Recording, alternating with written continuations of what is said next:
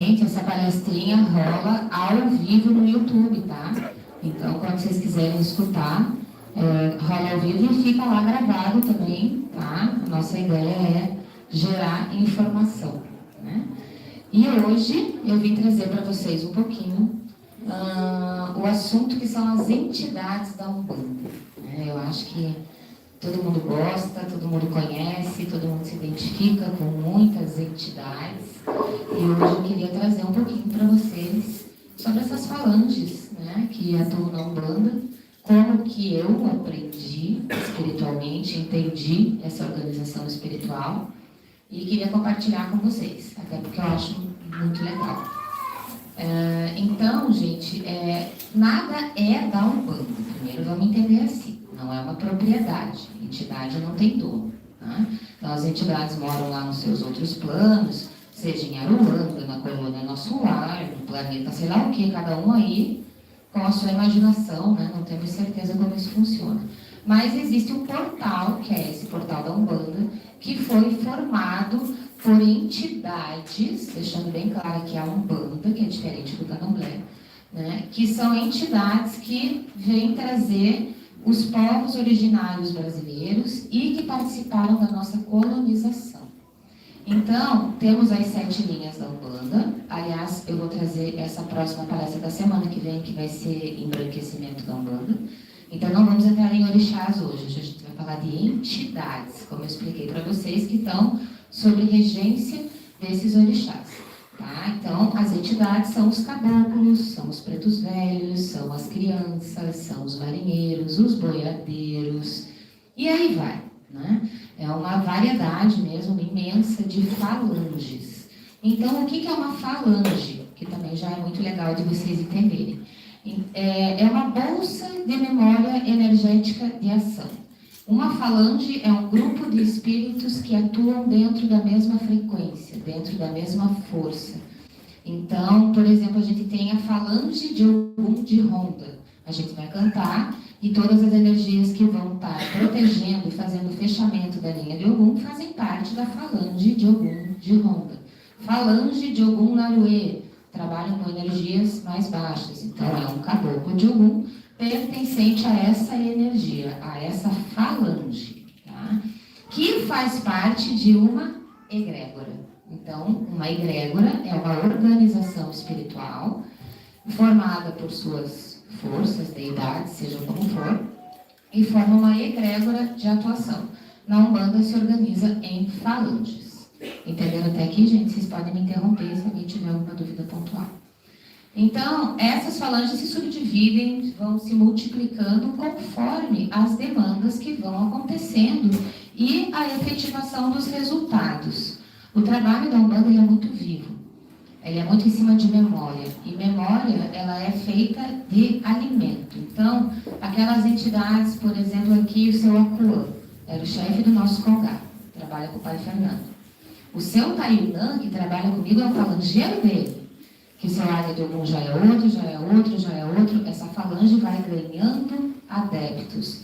Vão tendo outros espíritos, outras dimensões, até tudo vai se juntando, esses espíritos, para trabalhar dentro dessa falange. Geralmente, nada a gente vai colocar como uma verdade absoluta, a gente vai entender geralmente, porque a linguagem espiritual não tem como a gente traduzir ipsis literis, né, pela nossa linguagem aqui na Terra, porque a gente não está falando de matéria, e não está falando de uma única encarnação. Quando a gente fala de uma entidade da Umbanda, as pessoas logo vão buscar a vida daquele espírito na Umbanda. Espírito é um espírito, tem a sua característica, vive aqui, vive ali. Quando ele se torna uma entidade, não é que uma versão da vida dele é o que representa ele. Essa linguagem fica muito mal entendida dentro da Umbanda. Vamos pegar um exemplo. Caboclo 7 flechas. É uma entidade. Tá? É um espírito só? Não. São vários espíritos da falange dos seus 7 flechas. Mas um dia não teve alguém que iniciou essa energia? talvez um alguém ou talvez um grupo que desenhasse aquela personalidade sete flechas, aquele potencial kármico de realização daquela situação. Então, a falange dos seus sete flechas, aquela entidade que se apresentou, que viveu lá, que contou a sua história, não precisa ser a mesma caboclo sete flechas que estava trabalhando ali do lado, que tem uma outra história. Mas aonde que está a ligação deles? A força que vem de um também está no outro. Então, se você tem um sete flechas aqui e você tem uma ligação com ele, quando você for naquele outro sete flechas, isso está contido nos registros dele. Ele te reconhece energeticamente. Às vezes não tanto dentro de um carinho, de uma personalidade como a gente queria, até porque os médiuns estavam um pouquinho, né?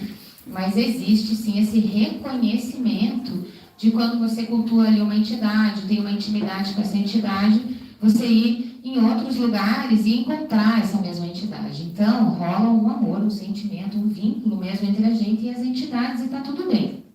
O que a gente não precisa colocar na nossa cabeça é que entidades que a gente se afinou, que a gente se alinhou, são necessariamente o nosso guia e o nosso pai de cabeça definitivos. A gente pode ter uma grande afinidade com tal entidade que vai estar alinhado com o seu pai de cabeça e junto a ele vai estar atuando. Porém, essa linguagem aqui está melhor adaptada ao teu momento. As entidades trabalham muito o momento. Por isso, a minha preocupação e a de vários dirigentes com a coisa da Umbanda virtual. A gente sabia que a Umbanda ia mudar, o pai Fernando sempre falou muito sobre isso, sobre a modernização da Umbanda e o cuidado que a gente ia ter que ter. Porque o poder dessas entidades vem do sustento do dia a dia, vem do culto, vem do manter a memória ativa. E isso acontece pelo ectoplasma, pelas velas, pelos elementos, gente, tá? Então, essa Umbanda em casa que vocês praticam, da internet, vocês só tiram informação e inspiração. Gente, da internet não sai nada. Essa magia dessa Umbanda em casa, para que essas entidades se apresentem como elas são, elas precisam ser valorizadas como elas são. E cada uma tem um papel e uma atuação dentro de todos esses contextos. Por isso que a gente sempre fala, muito cuidado com consulta fora do terreiro, com pessoa que incorpora entidade fora do terreiro. Lá numa primeira incorporação, numa dessa, essa entidade veio limpa, chamando esse cavalo para giro. Aí esse cavalo começa a ver que aquilo deu certo, começa a trabalhar fora do terreiro, começa a atender as pessoas sem estarem ainda naquele, né, sem ter aquele preparo, sem estar alinhado com a egrégora de vida dessa pessoa, vai começando a cair a energia. Não vai vir lá de cima aquele alquimista, vai vir uma xepa, um resbalo daquela energia ali, que a gente nunca vai dizer que não é. Mas em quantos por cento você está conseguindo obter da verdadeira força daquela entidade? Por isso que eu falo que essas entidades não são da Umbanda. É a geometria que a gente trabalha. Claro que eles podem vir dentro do xamanismo ou em qualquer outra situação, até em casa mesmo, para nos salvar de uma situação. A gente só tem que ter cuidado com essa permanência e a forma de cultuar essas entidades. Precisa haver uma troca orgânica, tanto no pensamento quanto nas plantas, nas flores. Não faz sentido a gente trazer a Umbanda somente para dentro de casa. Gente, a Umbanda veio para mostrar que a nossa casa é a floresta, que a nossa casa é a natureza. Se a gente tira a natureza do terreiro, a natureza do terreiro. O que é a natureza do terreiro? É essa identidade toda construída e nutrida fisicamente, com comprometimento. A gente vai acabando perdendo um pouco do fio da meada e da qualidade espiritual do nosso trabalho, até mesmo, às vezes, da credibilidade, da segurança, por estar, de forma, às vezes, inconsciente, profanando realmente uma energia, por estar usando de forma incorreta, sendo mal orientado, sem entender que a Umbanda ela é feita de elementos. A Umbanda nasceu dentro do Espiritismo, quando a gente faz essa analogia com essas duas coisas, porque a Umbanda precisava de elementos.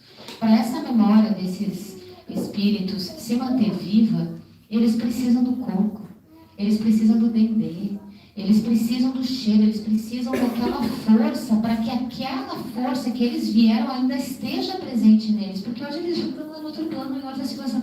Esse alinhamento é muito importante. Então, essa era uma primeira parte que eu queria estar explicando para vocês. Uma segunda parte, eu escuto muitos estudos, e isso é muito legal. Eu nunca fui uma grande estudiosa e nunca escondi isso de ninguém dentro da Umbanda e por opção. Eu fui orientada pelo meu pai Fernando a nunca estudar a Umbanda. É um absurdo? Pode ser para muita gente. Isso era direcionado a mim pela minha mediunidade. E o que aconteceu é que tudo eu aprendi pelas entidades e pelos espíritos dentro do terreiro ou me vindo em clarividência ou até outras situações que eu tenho essa habilidade. Então, como eu tinha ela, eu aprendi a confiar nela. E aí eu acho muito legal, porque hoje eu venho com a minha bagagem, que não é copiada de algum lugar ou interpretada, ou também não estou trazendo ela como certo ou errado, mas foi a forma como eu entendi e me foi muito bem apresentada e foi como eu me entendi dentro da religião. Então, o que acontece? Da onde que veio isso que eu vou contar para vocês agora? Então, estava eu e a Lucília em Curitiba, o pai Fernando tinha recém-desencarnado, e com as suas aventuras cibernéticas. O pai Fernando sempre foi uma pessoa extremamente moderna e tecnológica. E ele falava, quando eu morrer, vocês estão lascados. Porque eu vou falar com vocês por e-mail, por telefone, por mensagem, por WhatsApp, vocês vão ter que me aguentar. E ai de quem fechar as portas para mim nos terreiros, ai de quem... E não foi diferente, foi o que ele fez. Levou todo mundo à loucura, escrevia e-mail, os telefones tocavam. E a gente foi vendo que ele arrumou realmente uma forma de se comunicar. Que aquelas pessoas que estavam recebendo essas mensagens do astral tão claramente eram pessoas que a Lucília podia confiar. Né? E nessa história toda, estava lá, ela estava bastante nesse movimento, assumindo todo o terreno, e a gente veio no carro conversando, falando sobre o sofrimento que algumas doenças levam antes de falecer. O pai Fernando teve essa passagem muito difícil. Por que esse sofrimento? Porque aquilo doía no nosso coração umbandista, que a gente rezou tanto de ver uma pessoa que a gente gostava tanto sofrendo, e ele sempre falava pra gente que a Umbanda ia trazer uma boa morte para todo mundo, que essa era a melhor parte da Umbanda.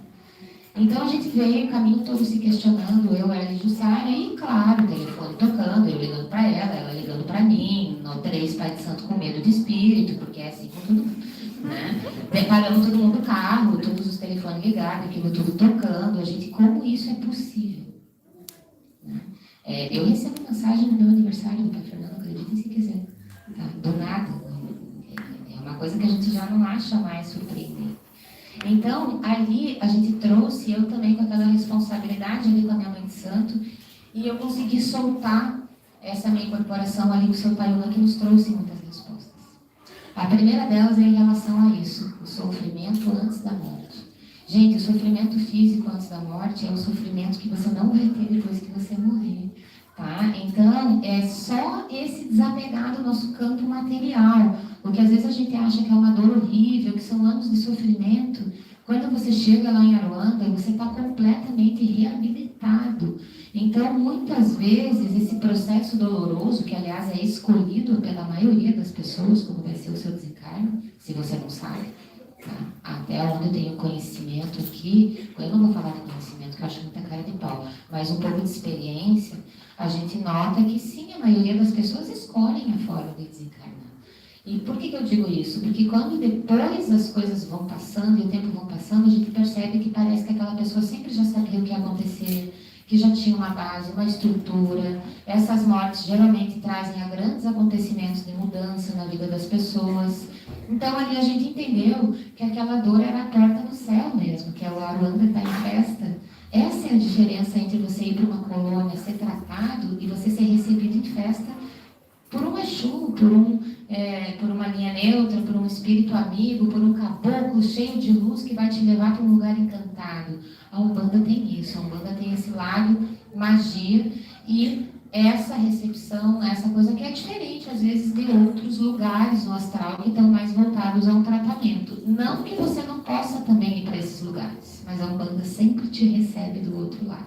É uma das primeiras coisas que se decretou na Umbanda, tanto que por isso a gente tem a falange dos Exus, que é muito importante para a gente ter esse contato com os recém-desencarnados, que é uma fase de adaptação bastante difícil para aqueles que desencarnaram, do mesmo jeito que nascer. Também não é fácil, é que a gente não lembra. Né? Aliás, eu acho que é mais difícil que morrer. Tá?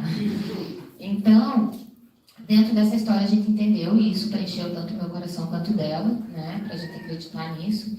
E a outra parte era, aonde é Aruanda? Né? Como assim? Cadê meu pai? Né? Agora eu quero saber fisicamente como que é isso, como que é Aruanda. E então o seu pai Yunnan começou a explicar para ela que fazia, né, esses tubos de energia, quando se acendia uma lá, tudo isso ela já sabia. Ela queria entender além. Eu não estava entendendo a pergunta dela, mas o seu pai Yunnan estava. Então o seu pai Yunnan pegou a América do Sul inteira, riscou com uma pegou de uma tábua e falou, olha, vocês separam o Brasil. A gente não tem essa visão.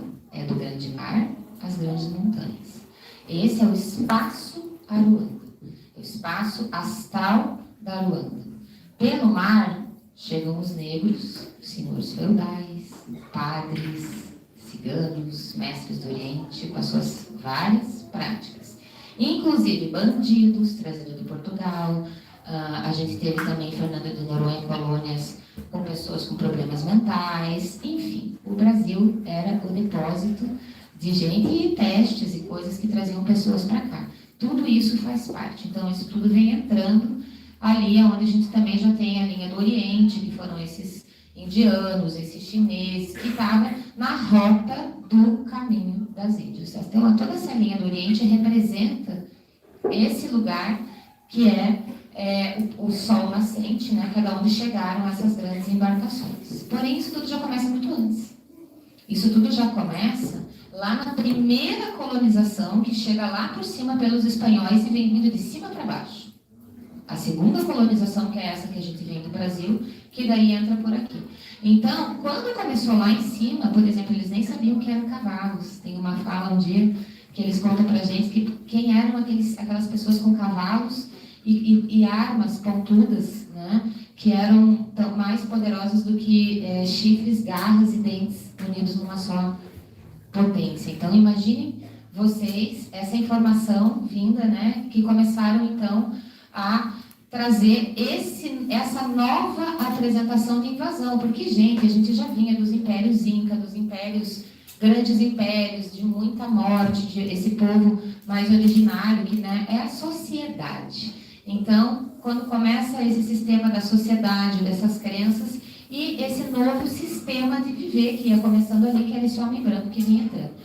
Então, aqui o povo das montanhas, esse povo da cordilheira mesmo, são as nossas falanges dos indígenas mais antigos. Tá? Eles chegam já a nos dar datas com 2.000 anos, 3.000 anos de existência dessas gerações naquelas montanhas. São espíritos realmente muito antigos, que é a falange do seu Apuã, a falange do seu Paiuná. São indígenas muito simples, com muitas poucas ferramentas de batalha, que é onde entra a falange dos Panteras, que, em união com a falange dos Lanceiros, conseguiram perdurar mais na espécie e mandar uma informação pelo grande rio, que era a Amazônia. De que, além do sol nascente, além do grande rio, existia um grande mar, e que por lá ia chegar uma nova vida, e que ninguém sabia que era. Então, essas falanges começam a descer esse rio em busca dessa nova forma de viver, né, e vão juntando essas falanges todas, construindo esse movimento todo que hoje a gente tem como Aruanda na Umbanda. Então, esses negros são os pretos velhos. Esses senhores feudais são os nossos Exus, esses padres, essa egrégora espiritual virada são as nossas caveiras, são as nossas linhas neutras. E isso tudo se mistura e faz esse vórtice de força que a gente tem ali, que é Brasília, onde a gente centraliza todo o poder, onde está o miolo central da força dos Exus. E logo ao lado a gente tem a Chapada dos Veadeiros, que é um platô de cristal, eu acho que, eu não vou falar com propriedade, mas talvez o maior do mundo, que traz um magnetismo muito forte para a nossa Terra. Então, o Brasil, ele realmente é portador de uma força de ancestralidade ainda muito preservada, apesar da sua miscigenação, e com muitas propriedades magnéticas e muita riqueza orgânica em inúmeras versões.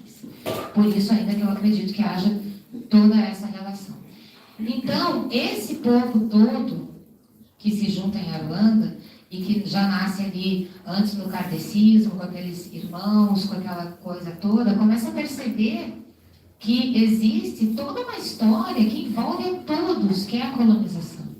Então começa a se criar esse movimento, Umbanda de agora, ou isso aqui que a gente toca, ou sei lá como é que é o nome, para a gente trabalhar essas relações kármicas de forma mais organizada, porque os nossos antepassados sempre tiveram aqui. Agora, quem são os nossos antepassados? A maioria aqui talvez nem saiba. Então, essa ligação entre a nossa linhagem e a linhagem daqueles que aqui residiram, a conexão desse karma é o que é trabalhado na Umbanda, pelo menos é o que me foi ensinado e é o que eu pratico. O que diz a história, eu não sei. Mãe Alice, mas você não sabe? Eu não sei. Tudo que eu sei sobre a história da Umbanda é a Tainara que me conta, tá? Porque coube a mim o papel de ser mãe de santo, não de ser pesquisadora. E eu entendi que se eu pesquisasse, imediatamente eu afetava a minha mediunidade. Porque eu começava ou a duvidar, ou a perguntar, ou a questionar. Então eu só tinha uma saída a partir disso. Primeiro era consultar meu pai de santo, enquanto ele ainda era vivo, e depois era esperar sinais.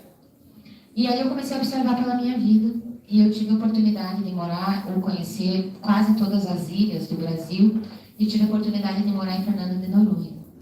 E quando eu cheguei em Fernando de Noronha, eu conseguia ver um espírito que me acompanhou durante toda a minha estada lá, que foram quase 7 meses, e ele me contou muita história, cuja qual eu escrevi um livro que eu não sei nem onde é que está.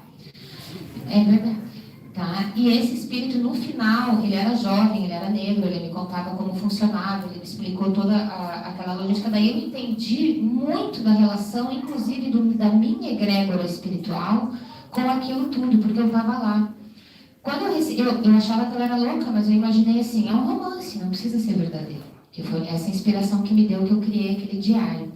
Como eu já estava mais avançada nesse meu estudo, nessa minha conversa, já que eu já tinha esse brother aí, mas lá na frente, pouco antes de ir embora, tinha um único lugar que eu não conseguia entrar, que é o mais famoso, que é a Fortaleza dos Remédios. Eu passei 7 meses na ilha sem pisar lá dentro, e morando bem pertinho. Então, aquele ali é um lugar que eu deixei por último, que eu não sei porquê, me dava aquela coisa de eu não preciso chegar nos lugares antes da hora certa de chegar nesses lugares. E isso eu fui conhecendo a história dos hospitais, a história de tudo, e eu recebi um livro, 500 anos de Noronha. E ali, tudo que eu tinha visto estava escrito naquele livro. A forma dos chapéus, e como era, da onde era, do lugar dos esquizofrênicos, do hospital da lepra, que era aí da onde vem o Molu, essas deformidades, aquilo tudo, os freis capuchinhos, que é a falange que a gente chama no terreiro, que eu nunca entendi. Os freis capuchinhos foram grandes líderes em Noronha. A estada de muitos povos indígenas em Noronha, porque os colonizadores passaram-se muitos navios por Noronha. Noronha já derrubaram e subiram ela muitas e muitas vezes nos últimos 2000 anos. E Noronha é infestada por ratos. E teve que uma comunidade inteira foi extinta lá porque os ratos comiam tudo que era plantado antes. Então foi trazido índios guaranis para trabalhar nessa terra, os orientais não sei onde. E esse manejo todo foi criando toda essa estrutura espiritual. No final disso tudo, eu tomei coragem para ir à Fortaleza dos Remédios no final. E vi cenas muito, muito pesadas mesmo, para a gente entender como era uma escravidão, como eram várias pessoas acorrentadas dentro daquele lugar, passando corpos por cima, né? Os nossos pretos velhos, crianças com aquelas pedras rolando com catapulta para montar aquelas coisas todas. Realmente é muito horrível, os oguns de sentinela, tudo aquilo. E realmente aquilo mexeu muito comigo. E a hora que eu estava sentado num balanço, assim, processando, que aquilo tudo já tinha passado, quando eu olhei para esse meu amigo, ele não era mais o meu amigo, ele era o Pai Maneco. E aí ele me explicou que ele passou 2, 3, 4 vidas em Noronha, que ele nunca tinha chegado no Brasil. Eles morriam ali ou antes de chegar ali. E que aí ele, junto com o mestre Cipriano, junto com o pai Joaquim, o mestre Cipriano conduziu esse navio, né, onde todos os brancos morreram, eles conseguiram chegar em Salvador. Né? Eles conseguiram chegar na costa do Brasil, que aí ali ele chega, é ali que ele consegue envelhecer. Né? Fica tudo arrepiado se eu falar mentira que o Pai Maneco não é preto. Né? E ali começa, né, a família Pai Maneco, o terreiro Família Pai Maneco, que é esse que a gente guarda e tem essa ligação. E ali, como vocês estão vendo, a minha vida me levou a percorrer os caminhos da minha história. Eu não sou mãe de santo por uma obrigação ou por uma missão. Eu sou mãe de santo porque é parte da minha história. E contar, talvez eu não vou dizer que a história é verdadeira, mas no mínimo uma história que foi contada por aqueles que nos deram um fundamento sem ser aqueles que todo mundo escutou. É um outro parâmetro, né, para a gente analisar nossas histórias, analisar a nossa intuição e como que a gente vai encaixando tudo isso dentro da nossa história. A minha história dentro do terreiro do pai Fernando, não demorou muito a gente descobrir que as nossas famílias eram amigas, que ele criava cachorro e eu também, que os nossos cachorros eram irmãos. Eu fui cruzada, mãe de santo, num ambiente que eu passei a minha infância inteira, que é o que eu mais gostava de fazer, era pegar os cães pastores bravos e amansá-los, né, como uma boa filha de Ogum. Então eu passava dentro daqueles canis, que foi aonde foi o meu cruzamento de mãe de santo, que hoje é toda a estrutura do terreiro do Pai Maneco. Então foram só reencontros. As minhas duas tias-avós trabalharam durante 25 anos com o pai Fernando. Então, às vezes as pessoas falam, mas você faz parte do Pai Maneco? Qual que é a tua ligação com o Pai Maneco? A minha ligação com o Pai Maneco é familiar. Não é porque eu tenho asas de Aruanda que eu não faço parte da família Pai Maneco. Não é porque vocês saíram de casa um dia que vocês não fazem parte da família de vocês. Agora, nem sempre a gente precisa ficar pendurado na missão dos outros. E a minha missão é voar. A missão do Pai Maneco é pé no chão. Como é que faz? Não tem como voar sem você ter um pouso seguro. Então, a primeira coisa que eu escutei numa consulta no terreiro do Pai Maneco, que para mim foi traumatizante, é: gosta das tuas asas, Vamos cortar essas asas, que o que você precisa é botar o pé no chão. 1 ano sem me consultar. Aí eu entendi, que para eu poder ter aquelas asas e ser aquele espírito iluminado que eu sentia que eu ia ser, eu ia ter que enfrentar todas as sombras, não só as da minha vida, porque meu trabalho não ia afetar em nada a minha jornada pessoal aqui na terra da minha missão. Isso é um resgate kármico do nosso país, por isso que nós todos nos envolvemos. A gente não faz isso por um ou pelo outro, a gente faz isso pela nossa casa. Por isso hoje a mãe Alice vem servir uma medicina da Jurema. O que a Jurema faz? Leva a gente de volta para casa. Que casa? Essa nossa casa. Essa casa que tem o seu jeito de ser tratada, que tem o seu jeito de ser cuidada, que tem o seu sistema natural de forças, que é a natureza do nosso país, o jeitão dele, as suas diversas emanações culturais riquíssimas, que é o grande ouro, que é onde a Umbanda ganha toda a sua diferença. Gente, para cada terreiro vai existir a egrégora que está relacionada ao karma daquele lugar. Aqui na ilha nós temos muita ligação com os indígenas, com as feiticeiras açorianas, que foram exiladas para cá, as famosas, porque bruxa de verdade, eles mandavam para o Brasil. Inquisição não matava bruxa. Inquisição matava mulher bonita, poderosa, feliz e bailarina. Bruxa mesmo, ninguém matava não. Vocês não se preocupem que isso é mentira que contam para vocês. Então, onde é que foram parar? Na Ilha da Magia. E aí a gente tem história para manga, para muita coisa aqui. Então, trazendo um pouquinho para vocês sobre como que funciona. Uma entidade, para ela ser uma entidade, ela tem que estar conectada a uma força social, estrutural de evolução da humanidade, senão não é uma entidade. É um espírito que pode estar fazendo uma benfeitoria. Entidade tem missão na evolução humana. Entenderam, gente? Então, era isso que eu tinha para compartilhar hoje, sempre trazendo aqui que a minha experiência não é a verdade, mas é aquilo que eu aprendi e venho compartilhar com toda a humildade com vocês. Então, até a semana que vem que nós vamos falar sobre o embranquecimento da Umbanda. Afinal de contas, está na hora de falar sobre isso, vamos entender um pouquinho mais isso daí. Então, até mais. Tchau, tchau.